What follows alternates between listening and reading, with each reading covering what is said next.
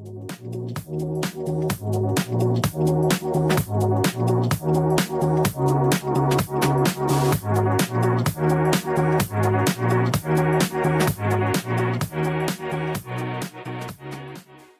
guys, welcome back to the Children of Light podcast.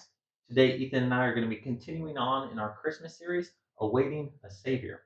We're going to be in our third episode today, Seeking a Savior in Kings. So, as we come out of the time of the judges, we saw a certain phrase that said there was no king in Israel. And so, Ethan, as we leave the time of the judges, why does Israel begin to look for a king? Great question. So, Israel, they begin to look for a king because they want someone to lead them. They're looking to these nations around them that are oppressing them, they're persecuting them. They have kings.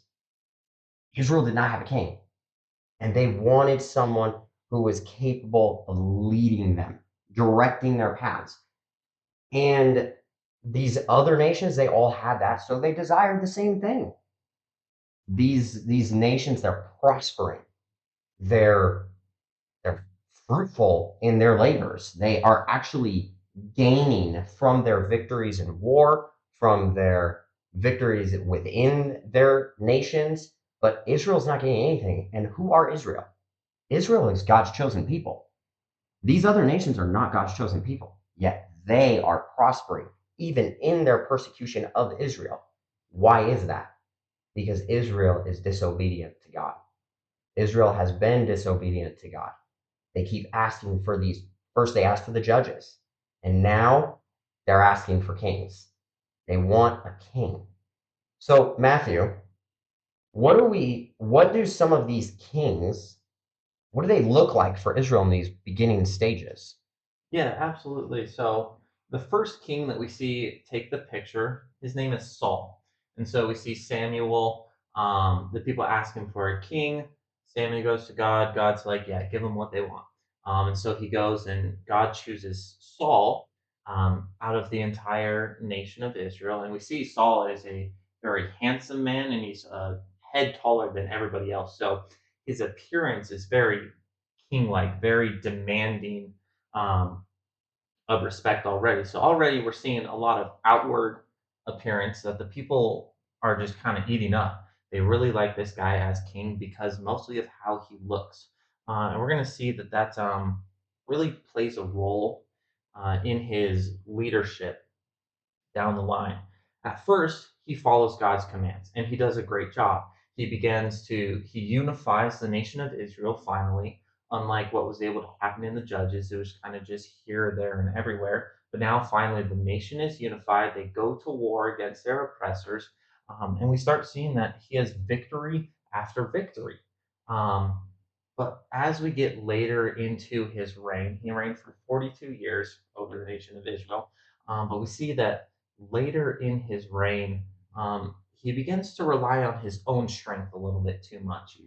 He starts kind of rejecting God almost, starts forgetting his commands, not listening to him, starts doing things his own way. And we see that this ends up being his downfall. Eventually, God rejects him as king. His victories vain victories. And God raises up a new king for the nation of Israel that will obey his voice. And this new king is going to be David. And so, David, we see described in the Bible as a man after God's own heart. Everything he did was in accordance with God, pretty much. Um, and basically, during his reign, he is followed by success wherever he goes. David unifies the tribes, has massive army, and just starts wiping out nations before him. All due to the Lord's strength. He relies on the Lord's. Sure, we do know David. He has a lot of different downfalls in certain areas, but as a general statement, he was a very good king, followed God's commands, and even when he did slip up, he always repented and went back to following the Lord. And so we see that God blesses him um, with success, and then also says that the Messiah, the Savior that Israel has been waiting for, is going to come through David's line. And so the next person we see in David's line is Solomon. And so now, after David dies, Solomon takes charge. And already we're seeing this is David's heir. The Messiah is supposed to come through David. So maybe it's Solomon. And Solomon, the first thing that happens, God asks him, "Hey, I'm going to give you whatever you want." And Solomon Mhm. answers, "I need wisdom to guide this people." So already he makes a really good choice. He's not asking for fame, he's not asking for glory, he's not asking for money. He asks for wisdom to guide God's people well. And so already we see this guy is following God. He wants to do the best job for God's glory, and God blesses him with everything else as well. And so this kind of leads into Israel's golden age. Already, unlike the time of the judges, Israel is finally unified. They're having peace. All during Solomon's reign, there is really no war. They are the richest they have ever been. Solomon has all the money in the world. People are coming to see him to hear his wisdom. Everything is going right for Israel. They finally have peace from their enemies. They are prosperous. There is nothing wrong now in Israel. And so, Ethan, here we see that, unlike in the Judges, we have peace. We aren't falling back into sin repeatedly, even after our king dies. So, has Israel finally found the Savior that they were looking for? It's a great question to ask, and you would, from hearing all of that, especially with this whole reign of Solomon now, you would think so. You would think, yes, Israel has finally entered in their golden year of peace. They've finally found the king that God was promising. Unfortunately, we see that that is not the case. Solomon did reign very well. He did. But he also had his downfall. And his son took over when Solomon died after that. His son's name was Rehoboam. Rehoboam was the worst, one of the worst possible kings that Israel ever had. And actually, one of the second things I want to bring up here is the split of Israel. Rehoboam caused that. Rehoboam actually took over the one of the splits of the kingdom called Judah.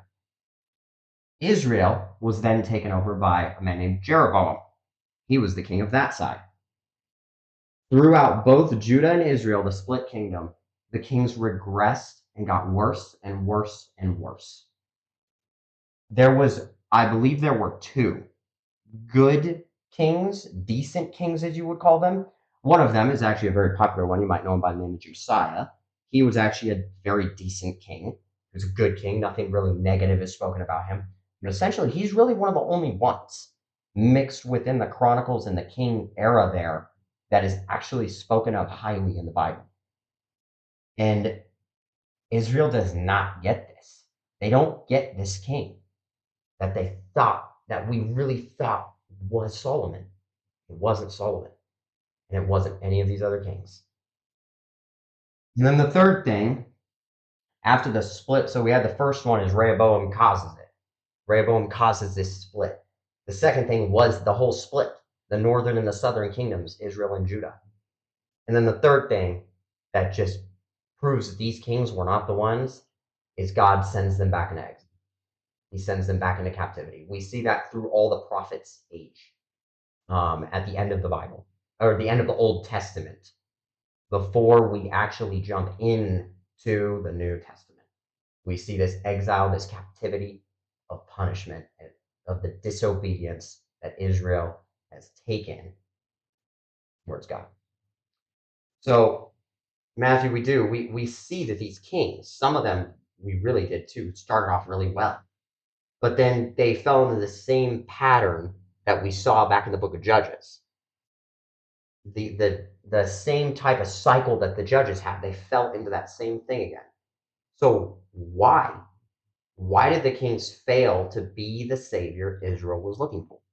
Yeah, and that's really the question that we want to look at here is because Israel is desiring a savior so hard. They looked in the deliverers, they look now in kings, and honestly, it looked like they were getting closer, but eventually we see through the fall that he just talked about, we end up back in the same place we were, back into captivity.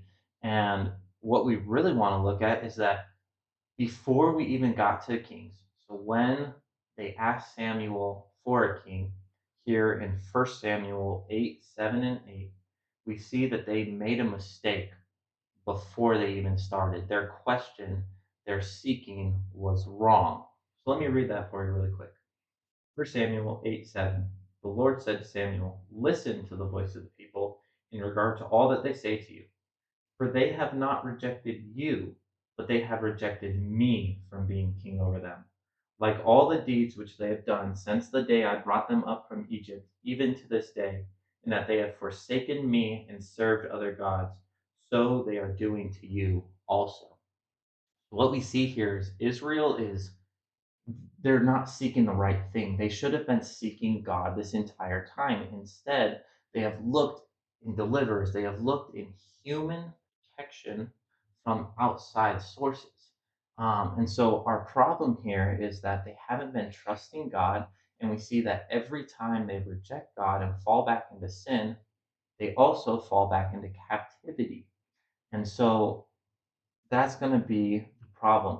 Instead of even needing a savior from oppression, they need a savior from the lifestyle that they have been living. And so, in our next episode, we're going to discuss who the actual savior is and what he came to do for them, and how different that is than what they've been seeking.